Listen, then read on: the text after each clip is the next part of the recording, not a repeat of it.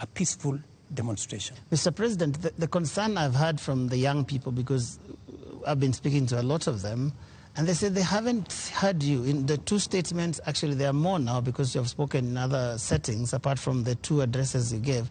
They haven't heard you address them. They haven't heard you talk to these parents. They haven't heard you acknowledge that there were people who were shot by police in circumstances that did not warrant that. Are you saying you haven't seen anything that bothers you about how police responded to these protests?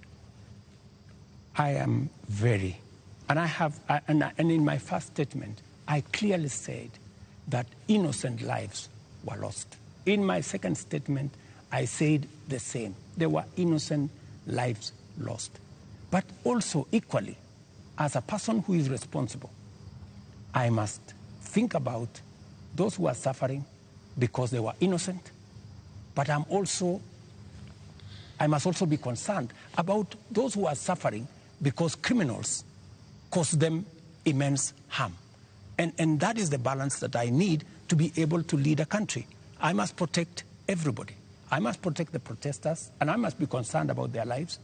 I must also protect innocent people who become victims of criminals who take advantage of a peaceful, democratic process that goes on in our country. Do you feel that you protected all those people in the last couple of days, whether it is people who have businesses, whether it is Parliament, whether it is the people who lost their children? I did my best. If I hadn't done what I did, things would have been much worse. In fact, many people ask me, Mr. President, why did you call in the army? I mean, what choice did I have?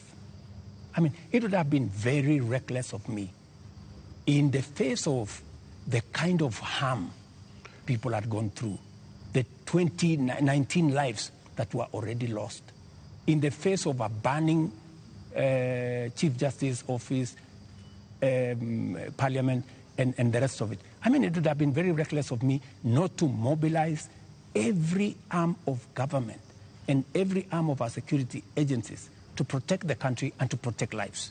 You acted as Commander-in-Chief.